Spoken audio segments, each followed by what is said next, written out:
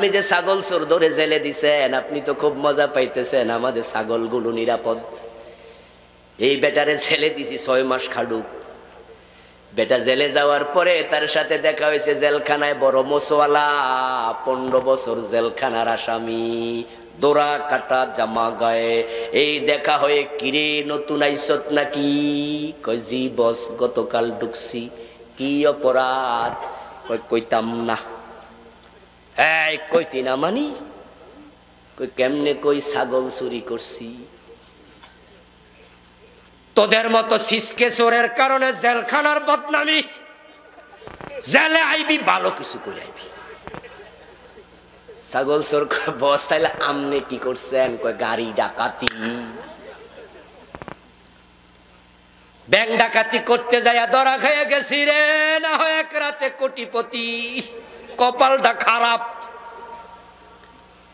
ছাগল চোর মনে মনে কয়, কয় কি রে, আমি তো 40 বছর ছাগল চুরি কইরা 1 কোটি টাকা।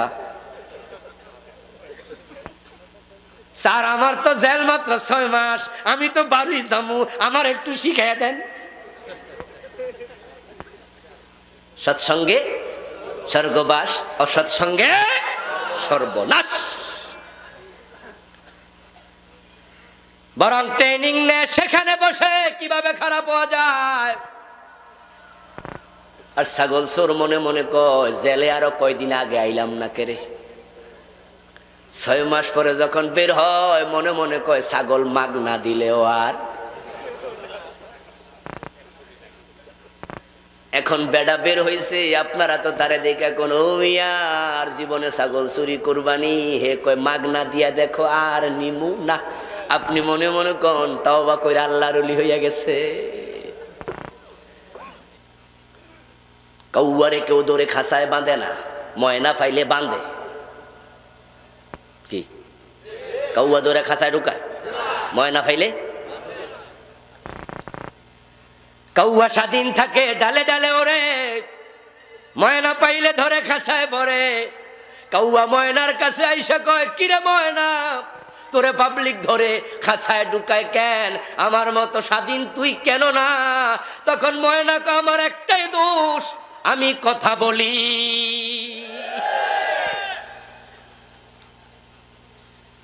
40 বছর কোরআনের তাফসীর করে তামাম পৃথিবীর মানুষের কাছে মুফাসসিরে কোরআন স্বীকৃতি পাইছে। বাংলা ভাষাভাষী যেখানে আছে, উনার তাফসীর দল মত নির্বিশেষে সবাই মনোযোগ দিয়ে শোনে। একজনও পাওয়া যাবে না আপনাদের এখানে উনার তাফসীর শোনেন নাই। কিন্তু উনি জেলখানায় বন্দী একটা মাত্র কারণে, হক বলার ব্যাপারে কখনো আপোষ করেন নাই।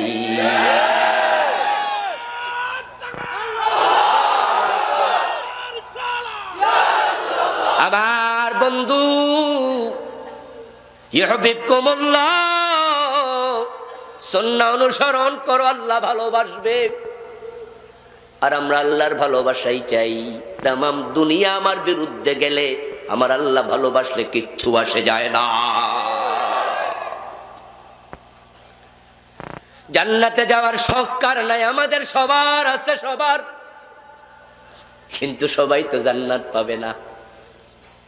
উম্মত দাবি করলে জান্নাত মিলে না। রাসূলুল্লাহ সাল্লাল্লাহু আলাইহি ওয়াসাল্লাম বলেছেন, তাফতারিকু উম্মতি আলা 73 মিল্লাতান কুল্লুহুম ফিন-নারি ইল্লা ওয়াহিদা। আপনি মনে মনে ভাবছেন আমিও তো রাসূলের উম্মত, জান্নাত মিস হয় কেমনে? তাই মুছে তেল দিচ্ছেন, জান্নাতে কাঁঠাল খাবেন, কষ যেন না লাগে। পুরা প্রিপারেশন নিয়ে বসে আছেন, ডাইরেক্ট ঢুকে যাবেন। নামাজ নাই, রোজা নাই, সেও দোতারা গান গায়। আছেন আমার মুক্তার, আছেন আমার ব্যারিস্টার, শেষ বিচারের হাইকোর্টেতে তিনি আমায় করবে পার, আমি পাপি তিনি জামিনদার। টুনটুনা টুনটুন মনের সুখে হেও গান গাইতেছে, জামিন পাইয়া যাইব। সেরা কাটায় শিও প্রেসিডেন্ট হওয়ার স্বপ্ন দেখা যায়। স্বপ্ন দেখলে কেউ জরিমানা করে না। সকালবেলায় যদি কোনো গরিব ভিক্ষুক কয়, আমি কালকে স্বপ্নে দেখছি আমি প্রেসিডেন্ট হয়েছি, পুলিশ ধরে নিব? ওই স্বপ্নে দেখছো, দেখো আরো বেশি দেখো, বাংলাদেশের আমেরিকার প্রেসিডেন্ট হবে। গরম লাগতেছে, একটু হাত ফাঁকা হইলে ভালো হবে। মাহফিল কমিটির ভাইরা দেখো, স্বপ্ন আপনি দেখেন, স্বপ্ন দেখলে কেউ জরিমানা করে না। জান্নাতে যাওয়ার স্বপ্ন আপনি দেখছেন, কিন্তু নবী মুহাম্মদ সাল্লাল্লাহু আলাইহি ওয়াসাল্লাম বলেন জান্নাত কিন্তু আমার সব উম্মত পাবে না, আমার উম্মত হবে ৭৩ দল, জান্নাতে যাবে মাত্র এক দল। হিন্দু বৌদ্ধ খ্রিস্টান সব বাদ দেন, আমনের কি খবর? হিন্দু বৌদ্ধ খ্রিস্টানকে নবীর উম্মত বলে না, রাসূলুল্লাহ তাদেরকে বুঝান নাই উম্মত বলে। উম্মত তাদেরকে বলে যারা কালেমার স্বীকৃতি দেয়, ঠিক কিনা? তাদের মাঝে শিয়া আছে, জাবরিয়া আছে, কাদরিয়া আছে, মুতাজিলা আছে, খারিজি আছে, রাফিজি আছে, তাদের মাঝে কাদিয়ানীও উম্মত বলে দাবি করছে। আটরশি বলে নবীর উম্মত, দেওয়ানবাগ বলে আমরা, মেজবান্ডারওয়ালা কয় আমরা, কেডা কয় না, সবাই কয় নবীর উম্মত। যারা গাঁজা টানে বিড়ি খায় তারাও আমরাও নবীর উম্মত। নামাজ লাগে না, নামাজের মতো নামাজ একবার পড়লেই হয়, তারাও আমরাও নবীর উম্মত। বিশ্ব নবীর উম্মত ৭৩ দল হবে, জান্নাতি মাত্র এক দল। এখন সেই দল কোনটা জানা দরকার আছে কিনা? ওই দলে আমাদের ঢুকতে হবে। রাসূলুল্লাহ সাল্লাল্লাহু আলাইহি ওয়াসাল্লাম বলেন আমার জান্নাতি উম্মত কারা? শোনো, কুল্লু উম্মতি ইয়াদখুলুনাল জান্নাতা ইল্লা মান আবা। আমার সব উম্মত জান্নাতে যাবে, তবে অস্বীকারী জান্নাত পাবে না। তারা ৭৩ দলে ঢুকে যাবে, ৭২ দলে ঢুকে যাবে, এক দলের ভিতরে ঢুকতে পারবে না। কিলা ইয়া রাসূলুল্লাহ ওয়া মাহি, ক্বালা মা আনা আলাইহি ওয়া আসহাবি ইল্লা মান আবা। অস্বীকারী জান্নাত পাবে না। জান্নাত কে পাবে? ক্বালা মান আতানি দাখালাল জান্নাহ ওয়া মান আসানি ফাকাদ আবা। যে আমি নবীকে অনুসরণ করবে না তার কপালে জান্নাত নাই। মা আনা আলাইহি ওয়া আসহাবি, একদল জান্নাতি যারা আমার পথ, আমার সাহাবাদের পথ মতের উপরে প্রতিষ্ঠিত থাকবে।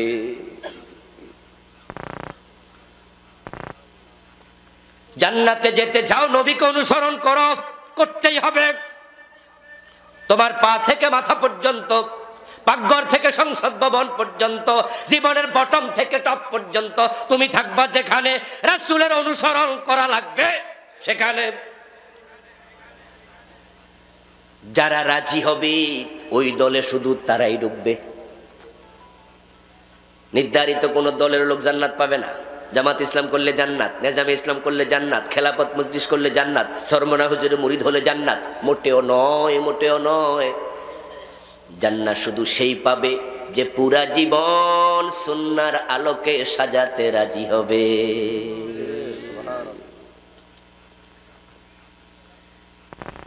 নবী মুহাম্মদ সাল্লাল্লাহু আলাইহি ওয়াসাল্লামের হাতে হাত রেখে কালেমা পড়েছিল আব্দুল্লাহ ইবনে উবাই, কিন্তু জান্নাত পায় নাই। সে থাকবে জাহান্নামে, ফেরাউন নমরুদেরও নিচে। একটাই মাত্র কারণ, কালেমা পড়েছিল বটে কিন্তু কালেমার আলোকে জীবন সাজাতে রাজি হয় নাই। আপনারা মনে মনে ভাবছেন হুজুর আমরাও তো সুন্নাত মানি, না মানলে কি আর মাহফিল আইতাম? আমিও বলি একমত, তবে কিছু লোক খাড়াই রয়েছে, এরকম দলে আছে আল্লাহ জানে, কষ্ট পাইতেছে। আমরা একটু জায়গা দিতে পারি না?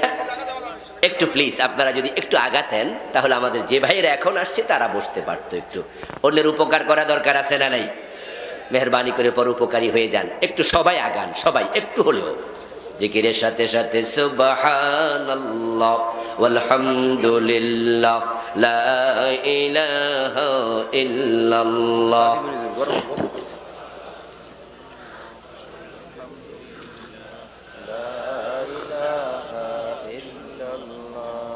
সবাই কিন্তু লড়ে নাই, কিছু কিছু মূলার মতো নিচের দিকে মনে শিকড় গেছে গা, লড়েন না একটু। সুবহানাল্লাহ ওয়ালহামদুলিল্লাহ লা ইলাহা ইল্লাল্লাহ লা ইলাহা ইল্লাল্লাহ মুহাম্মাদুর রাসূলুল্লাহ। আমার ভাইরা আমরা সুন্নাত মানি না তা নয়, সুন্নাত মানার কারণে তো মাথায় টুপি, মুখে দাড়ি, গায়ে পাঞ্জাবি, মাহফিলে এসে গেছি। সুন্নাত আপনারা মানেন বটে, আমরাও মানি বটে, কিন্তু একটা ঝামেলা হয়েছে, সেটা হলো আমরা সুন্নাত মানি সুবিধা মতো। সুন্নাত মানি না তা নয়, যেমন মুখে দাড়ি রাখছি, কারণ দাড়ি মুখে রাখলে সালাম বাইরা যায়, মাথায় টুপি দিলে সালাম আরো বাইরা যায়।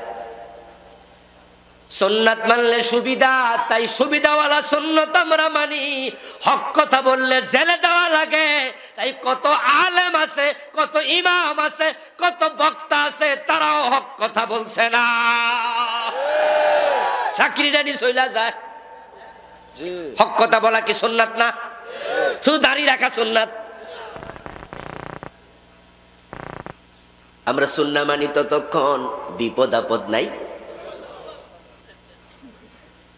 মসজিদে যখন আমরা ঢুকি, সকলে কোন পা দিয়ে ঢুকি? বের হই কোন পা দিয়ে? কারো দ্বিমত আছে? আল্লাহু আকবার বলে নামাজ শুরু, সালাম ফিরে নামাজ শেষ। ইমাম যদি আমার বাবা হয়, মাগরিবের ফরজ 2 রাকাত পরে সালাম ফিরাইয়া দেখুক, বাবারও সারমুনা, লোকমা দেবই। আমরা সবাই আল্লাহর গোলাম, আল্লাহরে মানি, তার রাসূলকে মানি। কে বলেছে মানি না? মসজিদে গিয়ে দেখবেন সবাই আল্লাহকে মানছে। এলাকার কোন নেতার ছেলে যদি মসজিদে একটু জোরে আওয়াজ দিয়ে কথা বলে, খতিব সাহেব দমক দেয়া লাগে না, পাশের জন চাপ দিয়া কই, বেটা থাম, এটা মসজিদ, এখানে গন্ডগোল করা যাবে না। আল্লাহর সবাই মানে। চেয়ারম্যান সাহেব মসজিদে ঢুকে দেখে সামনের কাতার খালি নাই, দাঁড়াই আছে অনেকেই, তার মাঝে একজন রিক্সাওয়ালাও আছে। চেয়ারম্যান সাহেব তার জামার কলারে দইরা পিছনে টাইন না আনেনি। আল্লাহর ঘর, এখানে উঁচু নিচু নাই, সবাই সমান। তাই চেয়ারম্যান সাহেব নীরবে পিছনে দাঁড়াইয়া যায়। সামান্য রকমের মনে কষ্ট থাকে না, মনের ভিতরে কোনো কষ্ট নাই যে আমার জায়গা দিল না কেন, কোনো কষ্ট আছে মনে? আমার বন্ধু লক্ষ্য করুন, এমপি সাহেব মসজিদে গেছে, উনি জায়গা যেখানে পাইছে সেখানে খাড়াইয়া গেছে, সামনের কাউরে টাইন না পিছনে আনে নাই, এবং এ বিষয়ে মনে কোনো কষ্ট নাই। সেজদা করার সময় সামনের যে বেড়া, ওই বেড়া পা দিছে একটু বেশি জোরে নাড়া, এমপি সাহেবের লাগছে মাথার মাঝে টুপি গেছে পইরা, সালাম ফিরিয়া ঘুষি মারে, ঠিক না? কিচ্ছু মনে করে না। আল্লাহর ঘর, সবাই সমান। মসজিদে গেলে সবাই আল্লাহর আইন মানে, রাসূলের সুন্নাহ মানে, কিন্তু পরিতাপ পরিতাপ, মসজিদে ডান পা দিয়া ঢুকলা রাসূলের সুন্নাহ, মসজিদ থেকে বাম পা দিয়া বের হলা রাসূলের সুন্নাহ। ওই তুমি যখন আদালতের চেয়ারে বসে বিচার করো, সুন্নাহর আলোকে একটা রায়ও দেও না।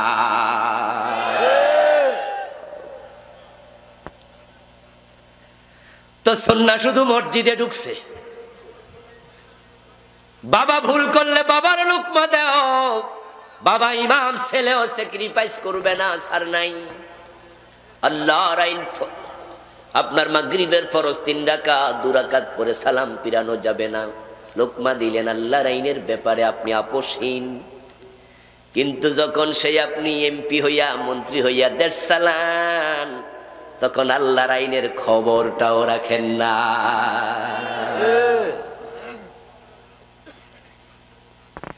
ইমাম সাহেব ভুল করার সাথে সাথে লোকমা শুধু একজনে দেয় না, সবাই দেয়। যে কয়জন টের পায় সবাই দিবে। এখানে কোনো দলাদলি নাই, ভিন্ন চিন্তা নাই। সরকারি দল ক্ষমতায় আছে, লোকমা হেরা দেখ, আমরা দিমু কেন, এরকম কোন চিন্তা আছে? বরং সব মুসল্লি একমত, ভুল আছে যেখানে, লোকমা আছে সেখানে। ইমাম যদি জোহরে ভুল করে, জোহরে লোকমা, আসরে ভুল করলে আসরে লোকমা, মাগরিবে ভুল করলে মাগরিবে লোকমা, মাপ নাই, লোকমা চলবে ততদিন ভুল আছে। কিন্তু আদালতের ইমাম জজ সাহেব বসে চেয়ারে, চোর ধরে যখন হাত কাটার রায় দেয় না, বলে 6 মাস 1 বছর জেল দিলাম। অথচ আল্লাহর আইন আছে চোর ধরে হাত কাটো।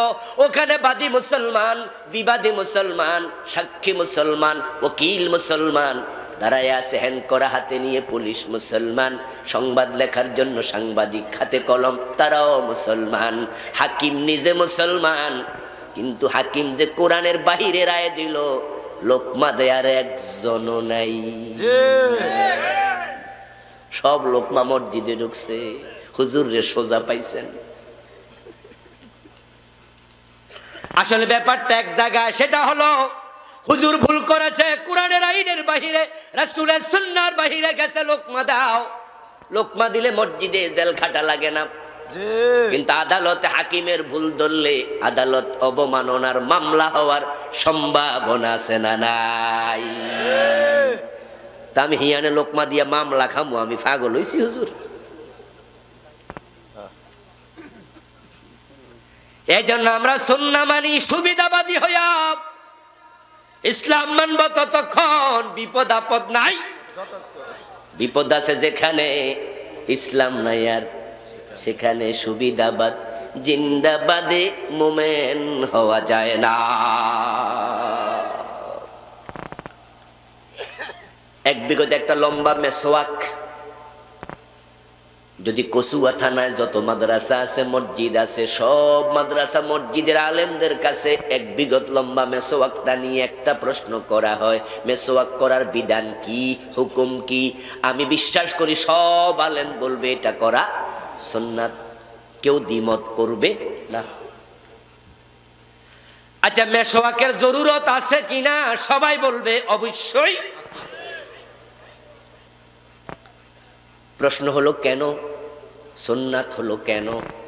উত্তর হবে বিশ্বনবী নিজে মেসওয়াক করেছেন, এমন হাদিস আছে না নাই? তো রাসূল যেটা করেছেন সেটা তো নিশ্চয়ই সুন্নাই। এবার যদি বলা হয় একটা তলোয়ার হাতে দিয়া অন্যায়ের বিরুদ্ধে প্রয়োজনে জিহাদের তলোয়ার হাতে নেয়ার হুকুম কি? তখন অনেক হুজুর বলবে জিহাদ মেয়াদ এখন আর দরকারই নাই, এত ঝামেলা চাইয়েন না। কেউ কেউ বলবে এটা জঙ্গির লক্ষণ, কেউ বলবে জিহাদ আগে ছিল এখন নাই। আবার জিহাদের কথা শুনলে চেহারা কালো হয়ে যায়, এমন নামাজিও আছে না নাই? তো যেই হাতে বিশ্বনবী মেসওয়াক ধরেছেন সেই হাতে কি তলোয়ার ধরেন নাই? তো মেসওয়াক সুন্নাহ হলে এটা কি? আমার বন্ধু, মেসওয়াকের কথা আল্লাহর কোরআনে এক জায়গাতেও নাই, এটা কিছু হাদিস দিয়ে প্রমাণিত। কিন্তু এবার বলুন তো, জিহাদের কথা কোরআনে আছে না নাই? প্রত্যক্ষ পরোক্ষ আয়াত সংখ্যা 500। রোজার আয়াত 4-5টা, হজের আয়াত 4-5টা, জিহাদের আয়াত 500।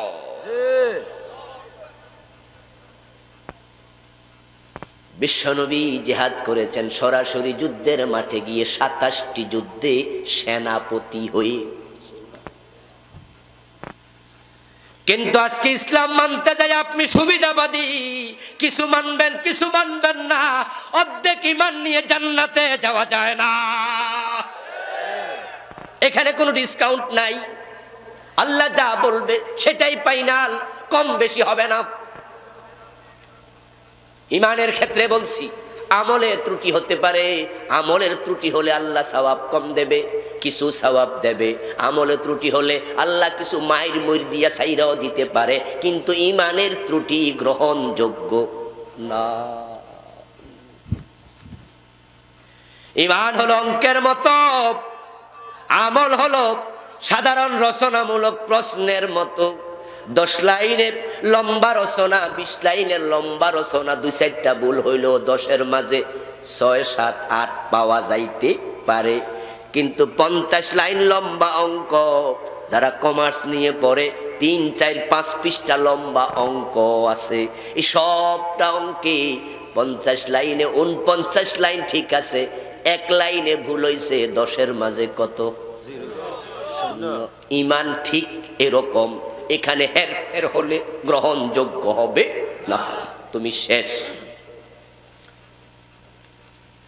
কাদিয়ানি শুধুমাত্র একটা জায়গায় ভুল করেছে, কাফের হয়ে গেছে, কাফের। ঠিক না? ঠিক না? তাদের মসজিদ আছে না নাই? মাদ্রাসা আছে না নাই? টুপিদারি পাঞ্জাবি পাগড়ি সব আছে, আজান আছে, কামত আছে, ইমাম আছে, মুয়াজ্জিন আছে, মুসল্লি আছে, এভরিথিং আপনার আমার মতোই। কিন্তু ইমানের ক্ষেত্রে এক জায়গায় ধরা পড়ছে, বিশ্ব নবীকে নবী মানে, বড় রাসূলও মানে, কিন্তু শেষ নবী মানে না। সামান্য না, সামান্য না, এক জায়গায়, শুধু এক জায়গায় সব মানে এক জায়গায়। শয়তান কখনো বলে না আল্লাহ তোমারে মানি না, কিন্তু সে কাফের হলো, শুধু একটা আদেশ মানে নাই, ঠিক কিনা? শয়তানকে আল্লাহ তাআলা যখন জান্নাতের সীমা থেকে বের করে দিলেন, তিনি বললেন ফাখরুজ মিনহা ফাইন্নাকা রাজিম, তুই অভিশপ্ত, বেরিয়ে যা। শয়তান জান্নাতের সীমা থেকে বের হয়ে বলতেছে রব্বি ফানজিরনি ইলা ইয়াউমি ইউবাসুন, ও আমার রব আল্লাহ আমার কিয়ামত পর্যন্ত হায়াত দাও। হে কই ও আমার রব, ও আমার আল্লাহ। আল্লাহ কই তুই কাফের, তুই সর, তোর ঈমানই নাই। শয়তান তো আমার রব। কি আশ্চর্য, সে বলেনি তোমারে রব মানি না, সে রাব্বি বলে আল্লাহকে ডাকে। তারপরে কয় হায়াত দাও কিয়ামত পর্যন্ত। সে হায়াতটা চাইয়া দোয়া করছে কার কাছে? তো আল্লাহরে না মানলে তো আর দোয়া করতো না। ও কানা মিনাল জিন, সে জিন জাতির লোক ছিল। ইবাদত করতে করতে সম্মান বেড়ে গেছে। কোন কোন মুআররিখ বলেন, কোন কোন মুফাসসির বলেন ফেরেশতাদের মুআল্লিম হয়ে গেছে, কিন্তু মাত্র একটা অর্ডার লঙ্ঘন করছে, তার সবকিছু শেষ। আবা ওয়াস্তাকবারা ওয়া কানা মিনাল কাফিরিন। জিহাদের কথা শুনলে চেহারা কালো হয়, জিহাদের কথা শুনলে জঙ্গি জঙ্গি মনে হয়। তাই তো টেলিভিশনের স্ক্রিনে দেখা যায় অমুক জায়গায় 5 জন জঙ্গি ধরা পড়ছে, 5টা হাত বোমা পাওয়া গেছে, 3 কেজি গান পাউডার পাওয়া গেছে, 10টা জেহাদি বই পাওয়া গেছে। জেহাদি বই এর মিনিংটা কি, ডেফিনেশন কি? সিভিলিয়ানের কাছে হাত বোমা পাওয়া গেছে, তাকে জেলে দাও, তাকে ফাঁসি দাও, সে জঙ্গি। আমরাও একমত। সিভিলিয়ান কেন গান পাউডার রাখবে? এটা তো থাকবে ক্যান্টনমেন্টে সেনাবাহিনীর কাছে। বিশেষজ্ঞ দল বোমা বানাবে, সেনাবাহিনীর লোক, তারা গান পাউডার রাখবে, তাকে জেলে দাও, তাকে ফাঁসি দাও, আমাদের আপত্তি নাই। কিন্তু জেহাদি বই বলে কোনো কথা বাংলাদেশে বলতে দেয়া হবে না, কারণ জেহাদ ইসলামে ইবাদতের নাম।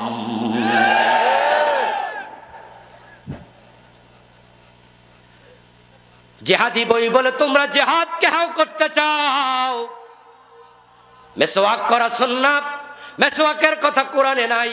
কিন্তু কোন ব্যক্তি যদি এই সাব্যস্ত সুন্নাহ না মানে, যদি বলে আমি মেসওয়াক মানি না, সাব্যস্ত সুন্নাহ অস্বীকার করার কারণে ঈমান চলে যাবে। মান রাগিবা আন সুন্নতি ফালাইসা মিন্নি। জিহাদ এমন এক ইবাদতের নাম যেটা কখনো সুন্নাত হয় না, ওয়াজিব হয় না, মুস্তাহাব হয় না। নামাজ ফরজ হয়, নামাজ নফল হয়। রোজা ফরজ হয়, রোজা নফল হয়। যাকাত ফরজ হয়, যাকাত নফল হয়। হজ ফরজ হয়, হজ নফল হয়। জিহাদ কখনো নফল হয় না, সুন্নাহ হয় না, ওয়াজিব হয় না। এটা ফরজের নিচে নামে না, হয়তো ফরজে কিফায়া, না হয় ফরজে আইন।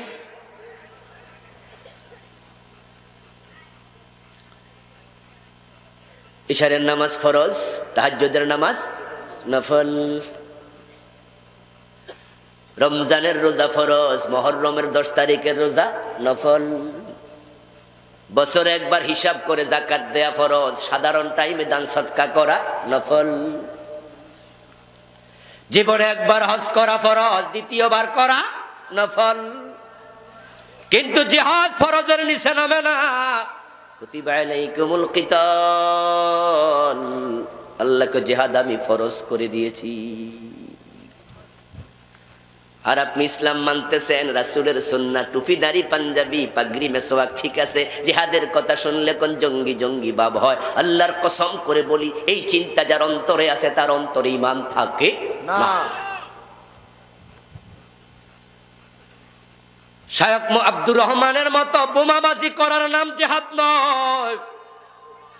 বাংলা ভাইয়ের মতো মানুষ মেরে গাছে ঝুলানোর নাম জিহাদ নয়। জিহাদ মানে হলো অন্যায় যেখানে প্রতিরোধ করতে হবে সেখানে। ইসলামের মোটো কি? ইসলামের মোটো হলো অন্যায় করা যাবে না, অন্যায় সহ্য করা হবে না। মান রাআ মিনকুম মুনকারান ফালিয়ুগাইয়িরহু বিয়াদি ফাইন লাম ইস্তাতি ফাবিলিসানি ফাইন লাম ইস্তাতি ফাবিকলবি ওয়া যালিকা আদআফুল ঈমান। এই হাদিসটা ঈমানের ক্যাটাগরির সাথে সম্পৃক্ত। ঈমানের ক্লাস দেয়া হলো, ক্লাস আলাদা শ্রেণী বিভাগ করা হয়েছে এই হাদিসে। অন্যায় চলছে, আপনি সুন্দর করে হাজি রুমাল মাথায় দিয়া জিকির হাতে নিয়া সুবহানাল্লাহ সুবহানাল্লাহ কইরা আস্তে করে রুমালটা আরো ভালো করে টাইনা দিয়া রাস্তার ডান পাশে হেঁটে হেঁটে চলে যাবেন। এখানে অন্যায় চলুক, আমার কিছু আসে যায় না। তোমার এই সুবহানাল্লাহর মূল্য আল্লাহর কাছে এক আনাও নাই।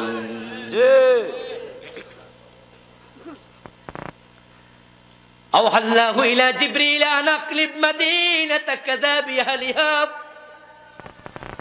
আল্লাহ তাআলা একবার ওহী করলেন জিবরিলের কাছে, জিবরিল যাও অমুক এলাকার অধিবাসী সহ জমিনটা উল্টায়া দাও। অপরাধের কারণে জমিন উল্টায়া দিছে এমন জাতি পৃথিবীতে ছিল কিনা? এখনো তার নিদর্শন আছে।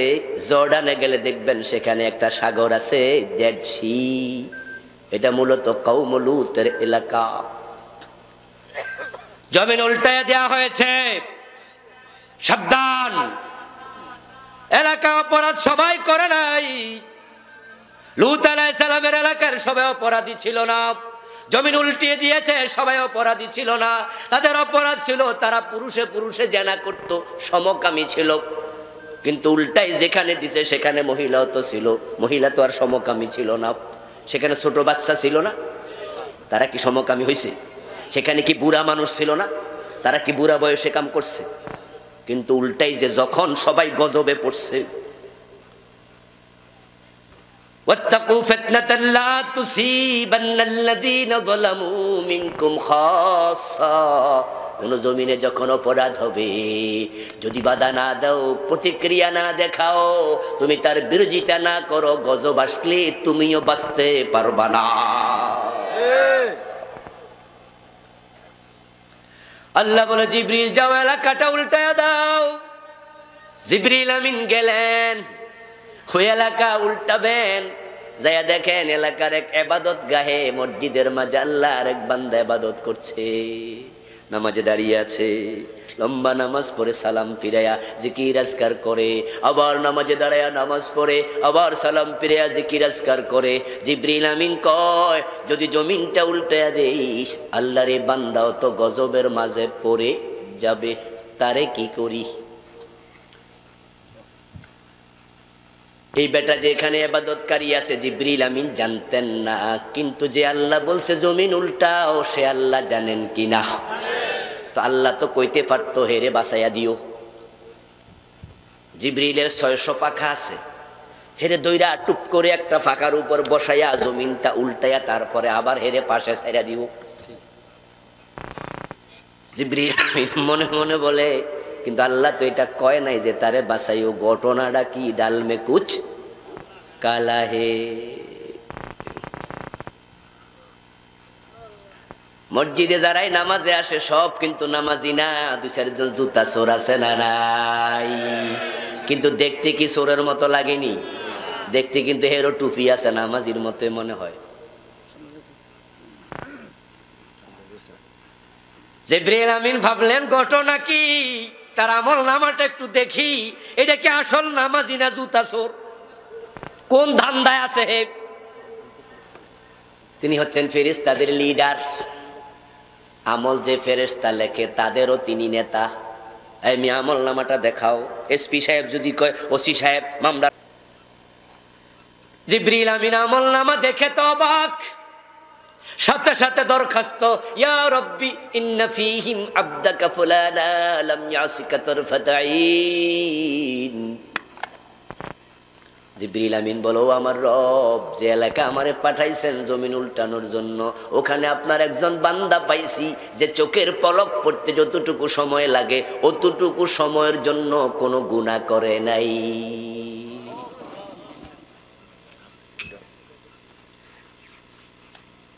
আল্লাহ রে কি করতাম? আল্লাহ কয় আকলিভা আলাইহি, জমিনটা আগে তার উপর উল্টাও, ও আলাইহিম, এবং তাদেরকে সাথে রাখো, পাবলিকের সাথে রাইখা তারে সিরিয়ালে 1 নম্বরে দিও। فإن وجهه لم يتمعر في ساعة قط। জমিনে তো অন্যায় অনাচার চলছে, ওই অন্যায় দেখে কখনো তার চেহারাটা লাল হয় নাই। সে শুধু সুবহানাল্লাহ সুবহানাল্লাহ করে। এই তাসবির জন্য, জিকিরের জন্য আমার মাখলুকের অভাব নাই। আমি তার জমিনে খেলাপথের দায়িত্ব দিয়েছি, সে মসজিদের কোনায় ঢুকছে, খেলাপথ ছেড়ে দিয়েছে।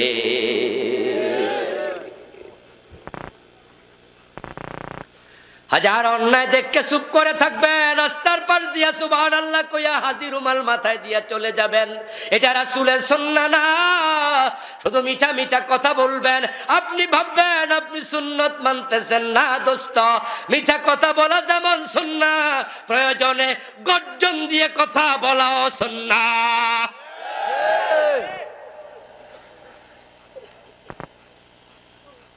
জিহাদ মানে বাংলা ভাইয়ের মতো মানুষ মেরে গাছে ঝুলানো নয়, বোমাবাজি করা নয়। জিহাদ মানে হলো অন্যায় সহ্য করা যাবে না। এই সুন্নাহ যদি আমরা আমল করা শুরু করে দেই, বাংলাদেশে অন্যায় থাকবে না।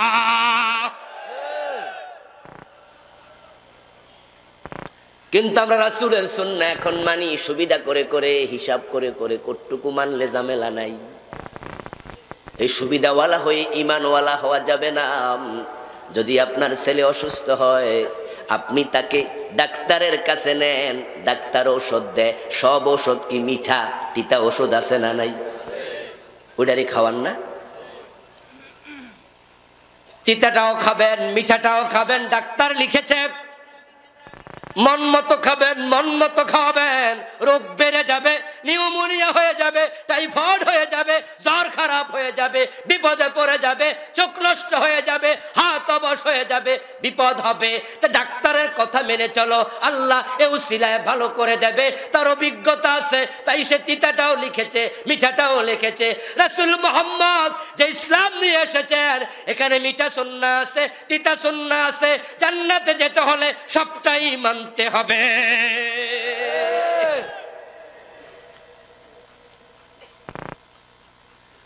রাসূল সাল্লাল্লাহু আলাইহি ওয়াসাল্লাম তিনি বলেন, আমাকে অনুসরণ করো, আমরাও কেউ না কেউ অনুসরণ করতে রাজি।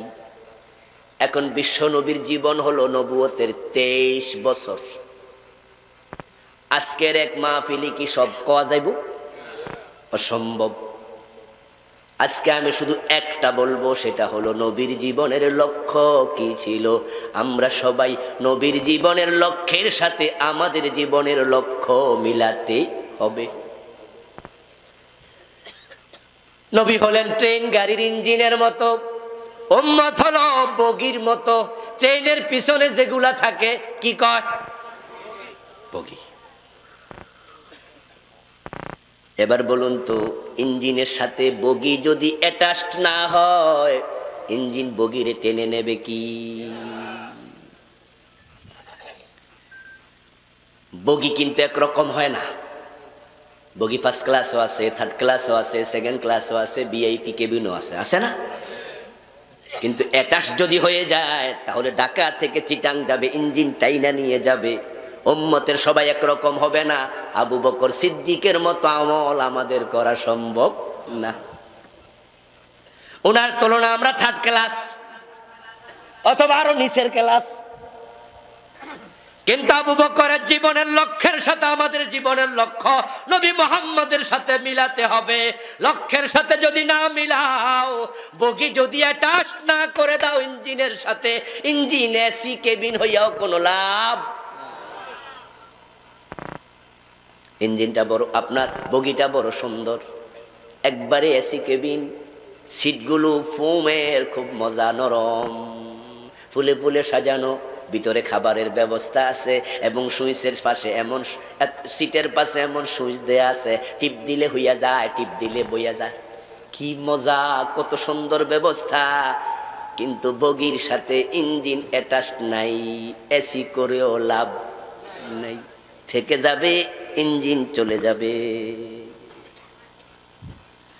আল্লাহর নবীর কত উম্মত তাহাজ্জুদ নিয়ে জাহান্নামী হবে, বারবার হজ করে হজ নিয়ে জাহান্নামী হবে, কত রোজাওয়ালা উম্মত জাহান্নামী হবে, কত হাজি গাজী জাহান্নামী হবে। ওই লোকগুলা নবী মুহাম্মদের জীবনের সাথে নিজের জীবনের লক্ষ্য মিলায় না, তাই 5 ওয়াক্ত নামাজ পড়ে, আল্লাহর আইনের কথা শুনলে মানতে চায় না, এমন নামাজি আছে না নাই? তো বিশ্ব নবীকে আল্লাহ পাঠাইছে তো আল্লাহর আইন বাস্তবায়নের জন্য। বিশ্ব নবীর জীবনের লক্ষ্য ছিল কি? আল্লাহ কোরআন মাজিদের 3টি সূরাতে বলেছেন। সূরা সাফ আয়াত নাম্বার 9, সূরা আল ফাত আয়াত নাম্বার 28, সূরা তাওবা আয়াত নাম্বার 33। 3টি আয়াতে একই কথা আল্লাহ তাআলা বলেন, আমার সাথে পড়ুন যারা পারেন।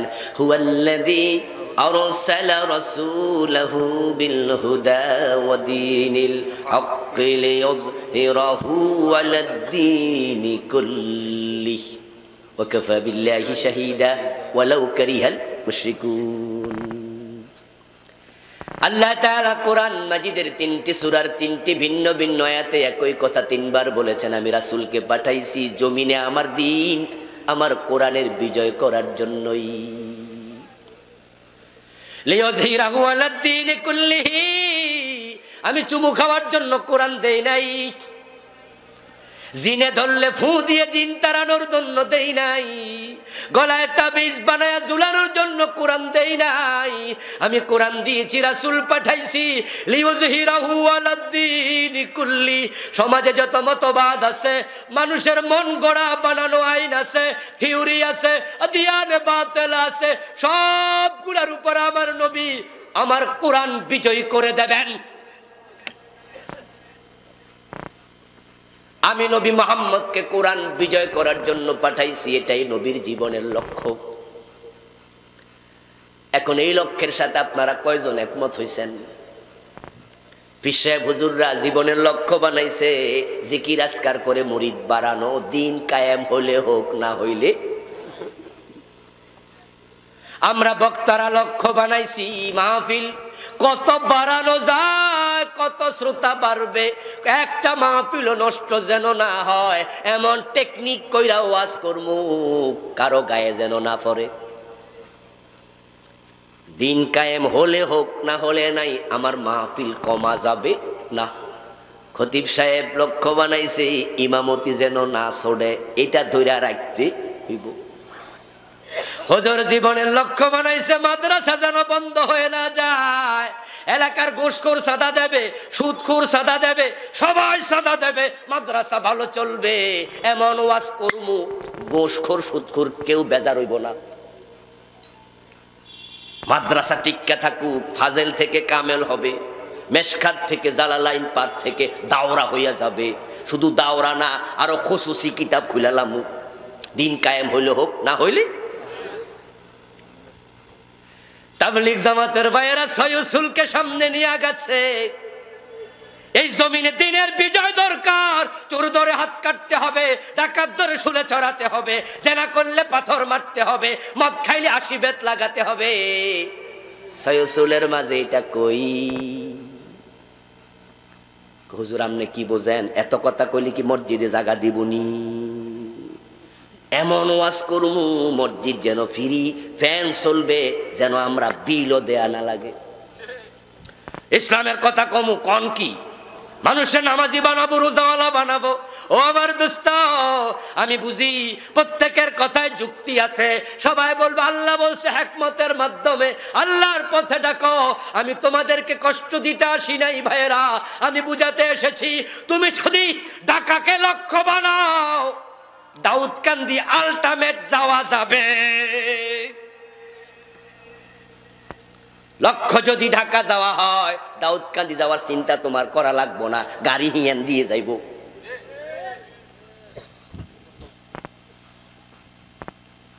রাসূলের জীবনের লক্ষ্য দিনের বিজয়।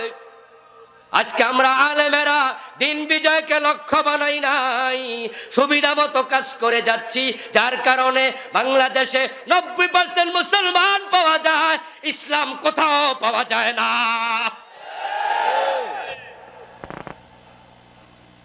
হযরত ওমর রাদিয়াল্লাহু তাআলা আনহু অর্ধ পৃথিবী কোরআন দিয়ে চালাইছে। অর্ধ পৃথিবী করেছো শাসন, ধুলার তখ্তে বসে, খেজুর পাতার প্রাসাদ তোমার বারে বারে গেছে খসে। বিশ্বনবী মুহাম্মদ সাল্লাল্লাহু আলাইহি ওয়াসাল্লাম যখন মদিনার প্রেসিডেন্ট, তিনি ঘোষণা করে দিলেন আমার মেয়ে ফাতেমা চুরি করলে ফাতেমার হাতও কাটবই। দিনের বিজয় যদি হয়ে যায়, নামাজের ওয়াজ লাগবে না। তাবলীগ ভাই, তোমাদের দায়িত্ব কমে যাবে। দিনের বিজয় হয়ে যায়, ও পীর সাহেব পদ্মার ওয়াজ করা লাগবে না, তোমার দায়িত্ব কমে যাবে। দিনের বিজয় হয়ে যায়, ও বক্তা মাহফিলে কষ্ট করে যাওয়া লাগবে না, তোমার দায়িত্ব কমে যাবে। দিনের বিজয় যদি হয়ে যায়, প্রত্যেকটা সেক্টরে আল্লাহর আইন কায়েম হয়ে যাবে। আইন হবে, আজান হলে দোকান বন্ধ করো।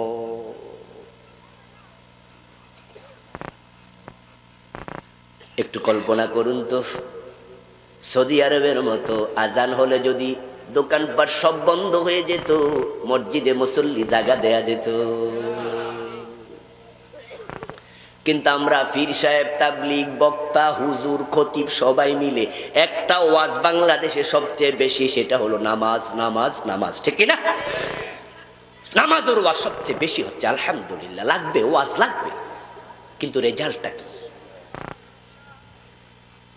এই দেশে তাবলীগের ভাইয়েরা নামাজের জন্য যে পরিশ্রম করছে, যে পরিশ্রম করে যাচ্ছে, এমন পরিশ্রম অন্য কেউ করে না।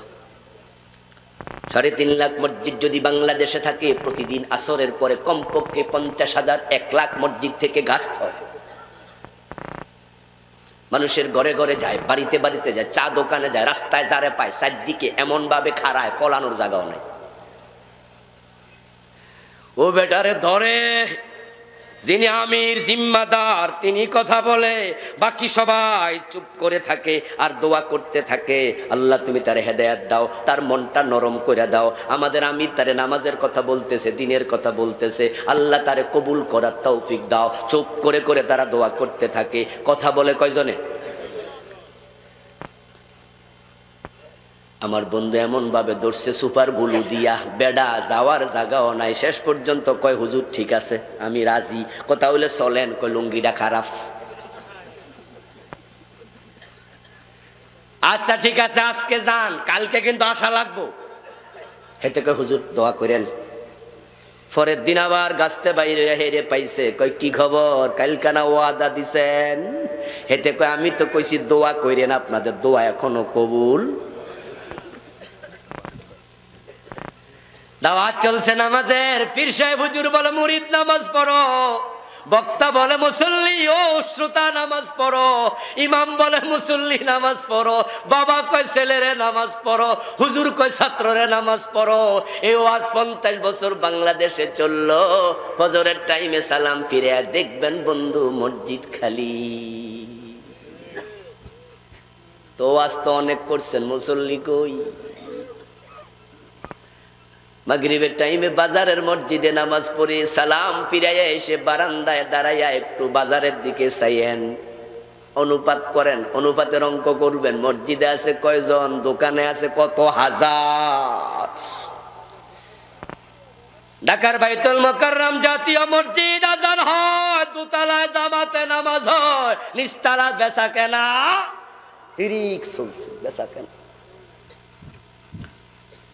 ওয়াজের লাভ কি হলো? কোরবানির মার্কেটে, কোরবানির গরুর মার্কেটে যাবেন, আসরের টাইমে আজান হচ্ছে, হাইয়া আলাস সালাহ। আমরা সবাই গরু কিনায় ব্যস্ত, কিসের আসরের নামাজ? মুয়াজ্জিন তুমি আজান দিছো, তুমি ফইরা লাও।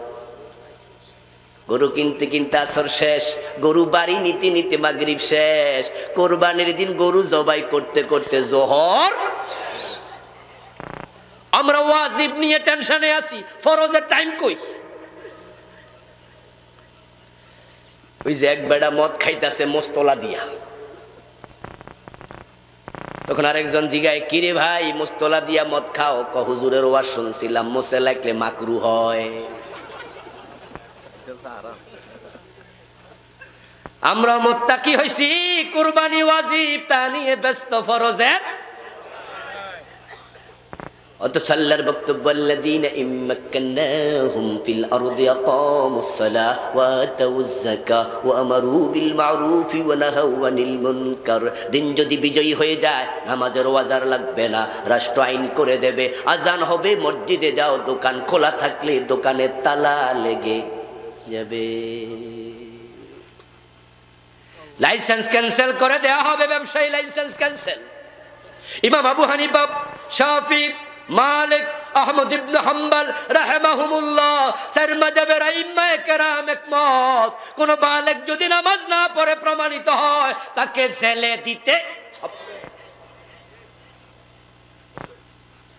হজ এবং উমরা করার জন্য যারা সৌদি আরব গিয়েছেন, তারা দেখেছেন আজানের সাথে সাথে কেমনে দোকানে শাটার পড়ে যায়। একবার এক রমজান মাসে আমি দেশে ফিরে আসবো, আসর পরে আমি চলে আসবো জেদ্দায়।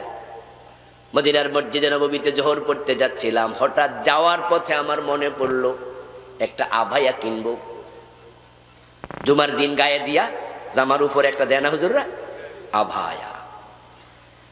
দোকানে ঢুকলাম, বাংলাদেশি এক দোকানদার পেলাম, আভায়া আমাকে দিল, গায়ে লাগায়া দেখি এটা একটু সাইজে বড়।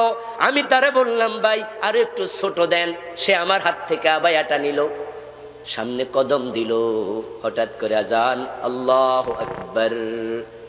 ঠিক লাল বাতি জ্বললেই ড্রাইভার যেমন কড়া ব্রেক করে, হে কড়া ব্রেক করে খারাইলো, খারাইয়া আমার দিকে ফিরে কয়, হুজুর এখন যান, পরে আইয়েন। আমি তাকে বুঝালাম, ভাই আমি তো এখন যাইয়া ব্যাগেজ গোছাবো, নামাজ পড়ে আমি ব্যাগেজ রেডি করব, আসর পরে আমি চলে যাব দেশে, এই জন্য আজান তো মাত্র হইছে, দেন না, কতক্ষণ লাগবে আর? সে কয়, হুজুর বুঝতেন না, তাড়াতাড়ি যান মসজিদে। শরম পাইলাম, হে আমার ডাকাইয়া মসজিদে পাঠাচ্ছে। এর পিছনে কারণ আছে না নাই? আচ্ছা, এই আবাইয়া দোকান কি মদিনাতে একটাই আছে না আরো আছে? হে দোকানে আমি কি আবার আসবো, কোনো গ্যারান্টি আছে? আমি অন্য দোকানে ঢুকবো। পেটের অভাবে, খাবারের অভাবে বিদেশ যাইয়া থাকে বৌজি বাড়িতে রাইখা, আমার কাছে আবায়াটা বিক্রি করলে 2-4-5 রিয়াল ব্যবসা হইতো, তার টাকা দরকার আছে না নাই? তা আমার ধাক্কা কেন? কারণ সে জানে এখানে আল্লাহর আইনের একটা অংশ আছে, সেটা হলো যদি আজান হয়, ওয়াদারুল বাই, বেচা কেনা বন্ধ। এখন আবার আপনারা বলেন তো, ওই ব্যবসায়ীটা যদি বাংলাদেশে গুলিস্তানে ব্যবসা করত, আর আমি এর দোকানে যাইতাম, আজানের পরে কইতাম যে আমি এখন যাই, পরে আমু, হে আমারে ছাড়তো? হে কইতো, হুজুর বাটপারি জায়গা পান না, আমারে ফাঁকি দিয়া মসজিদে যাইতেছেন, আজান হয়েছে কি হয়েছে, আধা ঘন্টা আছে। আমার বন্ধু, নামাজের ওয়াজ করে লাভ হয়নি, ওয়াজ চলবে কিন্তু সবাই ওয়াজ শুনবে না। এই জন্য আল্লাহর আইনের বাস্তবায়ন করতে হলে দিনের বিজয় লাগবে। সংসদে আইন পাশ হয়ে যাবে, আজান হলে ব্যবসা বন্ধ, সব ব্যবসায়ী মসজিদে যাও, ও ক্রেতারা মসজিদে যাও, গাড়ি ঘোড়া থেমে যাবে, অফিস আদালত বন্ধ হয়ে যাবে, সবাই মসজিদে যদি চলতে থাকে, যেতে থাকে, এক একটা বাজার মসজিদে 5বার 7বার জামাত হওয়া লাগবে।